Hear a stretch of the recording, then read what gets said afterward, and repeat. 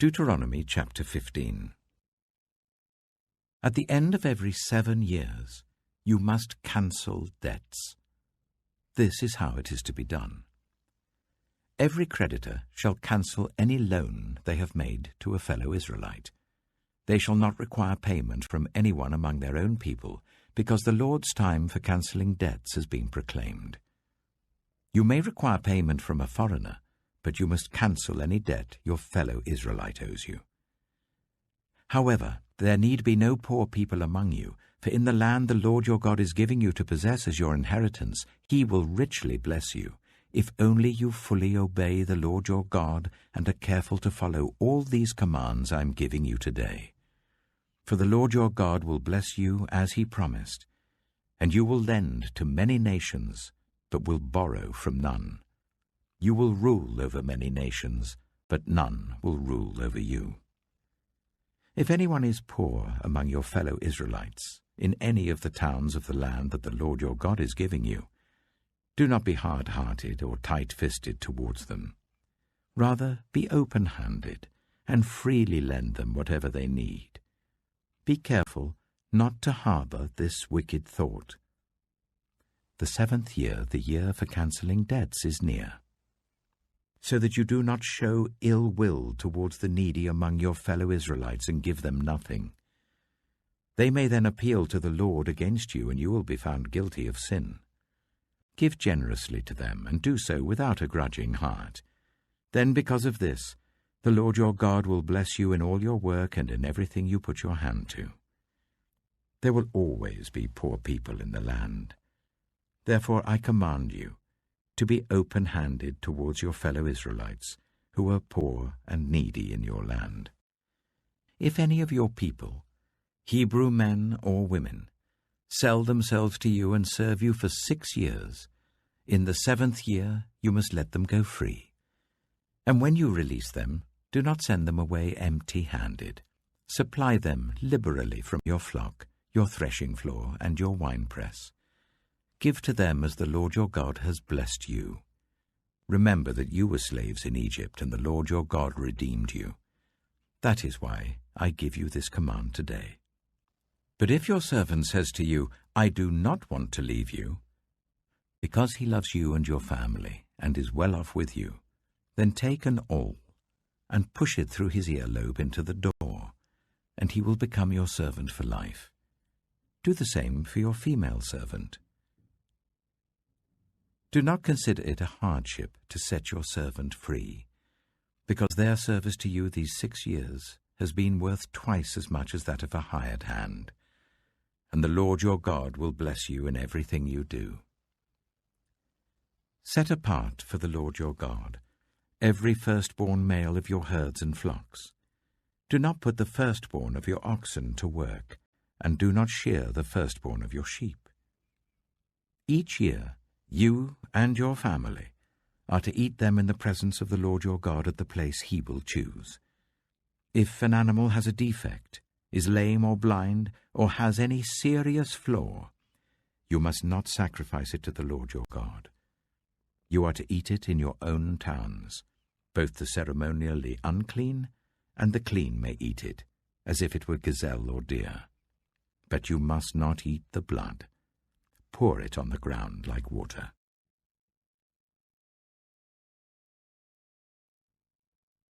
Deuteronomy chapter 16. Observe the month of Aviv, and celebrate the Passover of the Lord your God, because in the month of Aviv he brought you out of Egypt by night. Sacrifice as the Passover to the Lord your God an animal from your flock or herd at the place the Lord will choose as a dwelling for his name. Do not eat it with bread made with yeast, but for 7 days eat unleavened bread, the bread of affliction, because you left Egypt in haste, so that all the days of your life you may remember the time of your departure from Egypt. Let no yeast be found in your possession in all your land for 7 days. Do not let any of the meat you sacrifice on the evening of the first day remain until morning. You must not sacrifice the Passover in any town the Lord your God gives you, except in the place he will choose as a dwelling for his name. There you must sacrifice the Passover in the evening when the sun goes down, on the anniversary of your departure from Egypt. Roast it and eat it at the place the Lord your God will choose. Then in the morning return to your tents.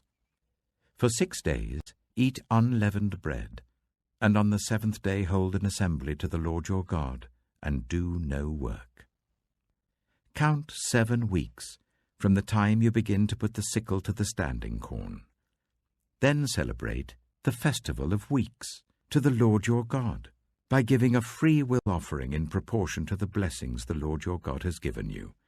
And rejoice before the Lord your God at the place he will choose as a dwelling for his name, you, your sons and daughters, your male and female servants, the Levites in your towns, and the foreigners, the fatherless and the widows living among you. Remember that you were slaves in Egypt, and follow carefully these decrees. Celebrate the festival of tabernacles for 7 days after you have gathered the produce of your threshing floor and your winepress. Be joyful at your festival, you, your sons and daughters, your male and female servants, and the Levites, the foreigners, the fatherless and the widows who live in your towns. For 7 days celebrate the festival to the Lord your God at the place the Lord will choose. For the Lord your God will bless you in all your harvest and in all the work of your hands, and your joy will be complete. 3 times a year all your men must appear before the Lord your God at the place he will choose, at the festival of unleavened bread, the festival of weeks, and the festival of tabernacles. No one should appear before the Lord empty-handed. Each of you must bring a gift in proportion to the way the Lord your God has blessed you. Appoint judges and officials for each of your tribes in every town the Lord your God is giving you, and they shall judge the people fairly. Do not pervert justice or show partiality. Do not accept a bribe, for a bribe blinds the eyes of the wise and twists the words of the innocent. Follow justice, and justice alone, so that you may live and possess the land the Lord your God is giving you. Do not set up any wooden Asherah pole beside the altar you build to the Lord your God, and do not erect a sacred stone, for these the Lord your God hates.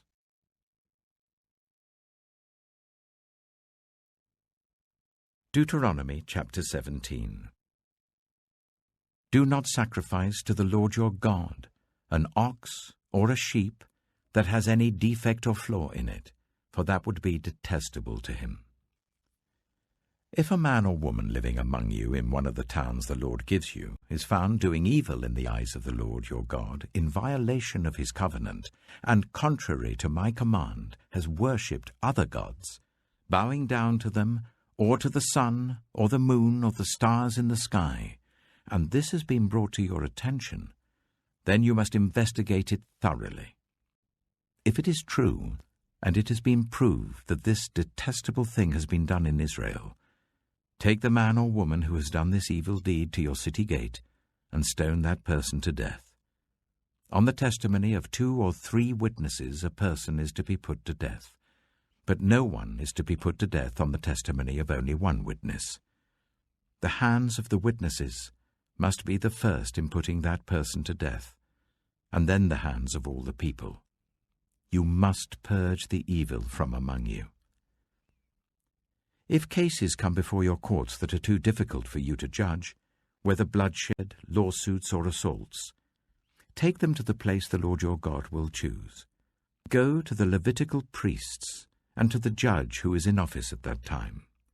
Inquire of them, and they will give you the verdict. You must act according to the decisions they give you at the place the Lord will choose.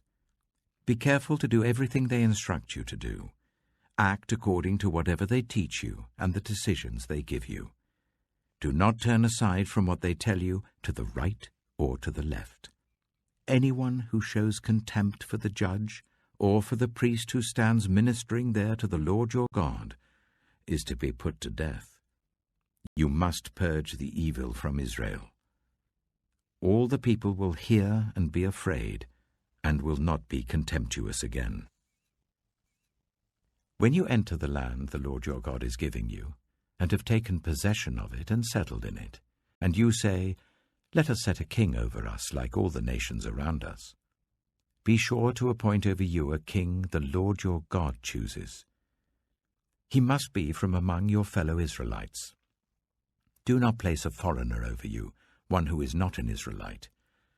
The king, moreover, must not acquire great numbers of horses for himself, or make the people return to Egypt to get more of them. For the Lord has told you, you are not to go back that way again. He must not take many wives, or his heart will be led astray. He must not accumulate large amounts of silver and gold.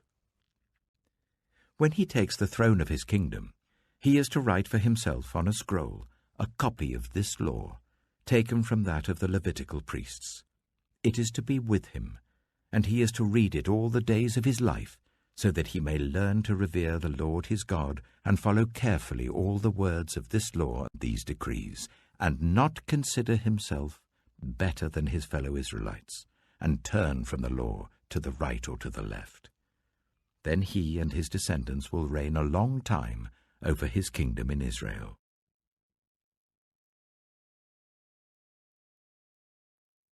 Luke chapter 4. Jesus, full of the Holy Spirit, left the Jordan and was led by the Spirit into the wilderness, where for 40 days he was tempted by the devil. He ate nothing during those days, and at the end of them he was hungry. The devil said to him, "If you are the Son of God, tell this stone to become bread." Jesus answered, "It is written, man shall not live on bread alone." The devil led him up to a high place and showed him in an instant all the kingdoms of the world. And he said to him, "I will give you all their authority and splendor. It has been given to me, and I can give it to anyone I want to. If you worship me, it will all be yours." Jesus answered, "It is written, worship the Lord your God and serve him only." The devil led him to Jerusalem and had him stand on the highest point of the temple. "If you are the Son of God," he said, "throw yourself down from here. For it is written, he will command his angels concerning you to guard you carefully. They will lift you up in their hands, so that you will not strike your foot against a stone." Jesus answered, "It is said, do not put the Lord your God to the test." When the devil had finished all this tempting, he left him until an opportune time. Jesus returned to Galilee in the power of the Spirit, and news about him spread throughout the whole countryside. He was teaching in their synagogues, and everyone praised him. He went to Nazareth, where he'd been brought up, and on the Sabbath day he went into the synagogue, as was his custom. He stood up to read, and the scroll of the prophet Isaiah was handed to him. Unrolling it, he found the place where it is written, "The Spirit of the Lord is on me, because he has anointed me to proclaim good news to the poor.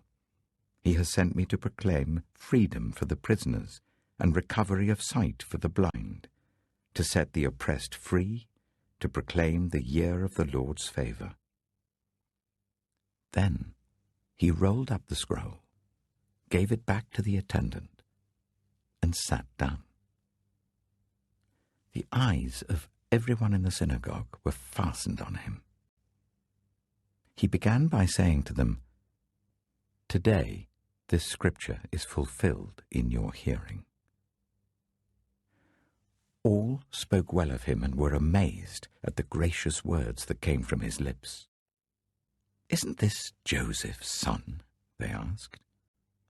Jesus said to them, "Surely you will quote this proverb to me, 'Physician, heal yourself.'